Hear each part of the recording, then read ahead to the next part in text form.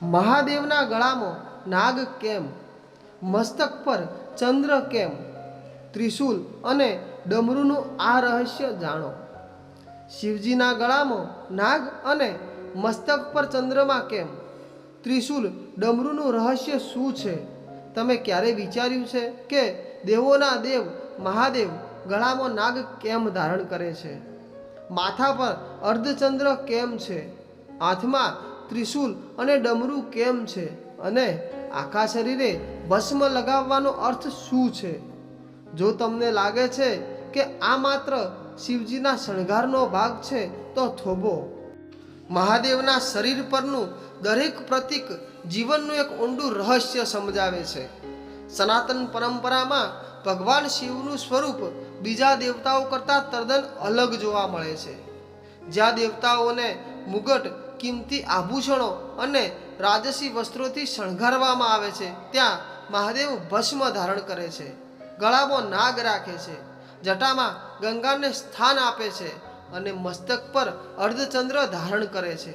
પરંતુ સવાલ એ છે કે આ બધાનો અર્થ શું છે?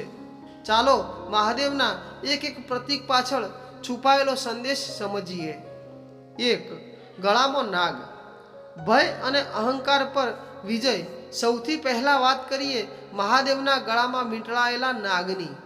પૌરાણિક પરંપરામાં આ નાગને વાસુકી નાગરાજ સાથે જોડવામાં આવે છે.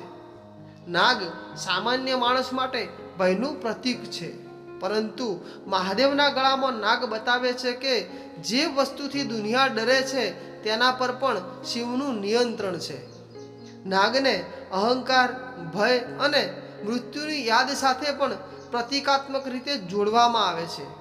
અહીં મહાદેવ આપણને જાણે એક જ વાત કહે છે: ભયથી ભાગશો નહીં, ભય પર નિયંત્રણ મેળવો. માનવી પોતાના અહંકાર અને ભયનો ગુલામ બની જાય છે ત્યારે જીવન મુશ્કેલ બને છે. પરંતુ જે વ્યક્તિ પોતાના મન અને અહંકારને નિયંત્રિત કરી લે છે તે જ સાચા અર્થમાં શક્તિશાળી બને છે. બીજું, મસ્તક પર અર્ધચંદ્ર. મનને શાંત રાખવાનો સંદેશ. હવે નજર કરો મહાદેવના મસ્તક પર. ત્યાં છે સુંદર અર્ધચંદ્ર. સનાતન પરંપરામાં ચંદ્રને મન સાથે જોડવામાં આવે છે. તેથી શિવના મસ્તક પર રહેલો ચંદ્ર મનની શાંતિ, સંતુલન અને શીતળતાનું પ્રતીક માનવામાં આવે છે.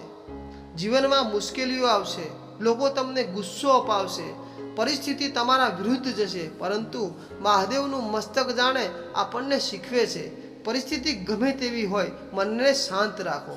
આ જ શિવત્વ તરફ જવાનો માર્ગ છે. 3. જટામાં ગંગા. શક્તિને નિયંત્રિત કરવાની કળા. મહાદેવની જટામાંથી વહેતી માતા ગંગાનું સ્વરૂપ પણ અત્યંત પ્રતિકાત્મક છે. પરંપરાગત કથાઓ અનુસાર જ્યારે ગંગા પૃથ્વી પર અવતરવાની હતી ત્યારે તેનો પ્રવાહ અત્યંત પ્રચંડ હતો. ત્યારે ભગવાન શિવે તેને પોતાની જટામાં ધારણ કરી અને તેની ગતિને નિયંત્રિત કરી. આમાંથી એક ઊંડો સંદેશ મળે છે: શક્તિ કેટલી પણ મોટી હોય, જો તેને નિયંત્રિત કરવામાં ન આવે તો વિનાશ થઈ શકે છે, પરંતુ યોગ્ય દિશામાં વળેલી શક્તિ જીવનદાયી બની શકે છે. 4. ત્રિશૂલ. 3 શક્તિઓ પર નિયંત્રણ. હવે આવે છે મહાદેવનું સૌથી પ્રસિદ્ધ શસ્ત્ર, ત્રિશૂલ. ત્રિશૂલની 3 ધારને વિવિધ આધ્યાત્મિક પરંપરાઓમાં અલગ અલગ અર્થ સાથે જોડવામાં આવે છે. તેને સત્વ, રજ અને તમ 3 ગુણો સાથે પણ જોડવામાં આવે છે. કેટલીક પરંપરાઓમાં તે ભૂતકાળ, વર્તમાન અને ભવિષ્યનું પ્રતીક માનવામાં આવે છે. અર્થાત મહાદેવ આપણને યાદ અપાવે છે કે જીવનમાં 3 સમય અને 3 ગુણ વચ્ચે સંતુલન જરૂરી છે. ભૂતકાળમાંથી શીખો, વર્તમાનમાં જીવો અને ભવિષ્ય માટે યોગ્ય કર્મ કરો. 5. ડમરું. સૃષ્ટિના નાદનું પ્રતીક. મહાદેવના હાથમાં રહેલું નાનું ડમરું પણ એટલું જ રહસ્યમય છે. પરંપરામાં ડમરુને નાદ અને સૃષ્ટિના મૂળ ધ્વનિ સાથે જોડવામાં આવે છે. શિવના તાંડવ સાથે જોડાયેલી માન્યતાઓમાં ડમરુના નાદને સર્જનાત્મક શક્તિ અને ધ્વનિના મૂળ સ્વરૂપનું પ્રતીક માનવામાં આવે છે. એટલે ડમરું આપણને કહે છે જ્યાં નાદ છે ત્યાં સ્પંદન છે, અને જ્યાં સ્પંદન છે ત્યાં સર્જનની સંભાવના છે. 6. શરીર પર ભસ્મ. જીવનની અંતિમ સત્યતા. હવે મહાદેવના સૌથી અનોખા સ્વરૂપ પર નજર કરો.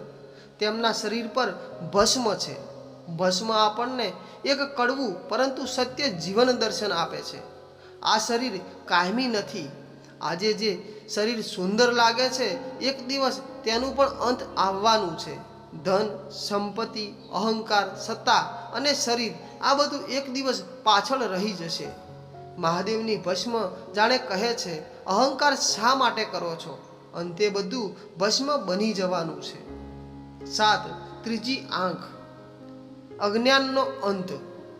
અને હવે આવે છે મહાદેવનું સૌથી રહસ્યમય પ્રતીક, ત્રીજું નેત્ર. શિવની ત્રીજી આંખને આધ્યાત્મિક જ્ઞાન, આંતરિક દ્રષ્ટિ અને અજ્ઞાનના નાશનું પ્રતીક માનવામાં આવે છે. જ્યારે સામાન્ય આંખ બહારની દુનિયા જુએ છે, ત્યારે ત્રીજું આંખનું પ્રતીક આપણને અંદરની દુનિયા જોવાનું શીખવે છે. ક્રોધ, લોભ, મોહ અને અહંકારથી ઉપર ઉઠીને સત્યને ઓળખવું, આ જ તેનો ઊંડો સંદેશ માનવામાં આવે છે. અંતિમ સંદેશ તો હવે સમજો. મહાદેવના ગળાનો નાગ માત્ર નાગ નથી. મસ્તકનો ચંદ્ર માત્ર ચંદ્ર નથી. જટાની ગંગા માત્ર નદી નથી. ત્રિશૂલ માત્ર શસ્ત્ર નથી. ડમરું માત્ર વાદ નથી. ભસ્મ માત્ર રાખ નથી. અને ત્રીજી આંખ માત્ર આંખ નથી. આ બધું મળીને માનવ જીવન જીવવાનો એક સંદેશ આપે છે.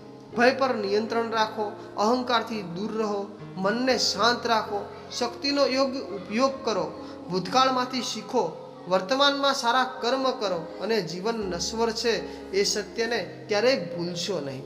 કદાચ આ જ કારણ છે કે મહાદેવનું સ્વરૂપ માત્ર પૂજા માટે નહીં, પરંતુ જીવન સમજવા માટે પણ એક દિવ્ય પ્રતીક માનવામાં આવે છે. હર હર મહાદેવ. મિત્રો, આવા ધાર્મિક વિડીયો પસંદ હોય તો વિડીયોને લાઈક કરો અને અમારી આ ચેનલને સબસ્ક્રાઈબ કરો. આભાર. હર હર મહાદેવ. કોમેન્ટમાં જરૂરથી લખજો હર હર મહાદેવ.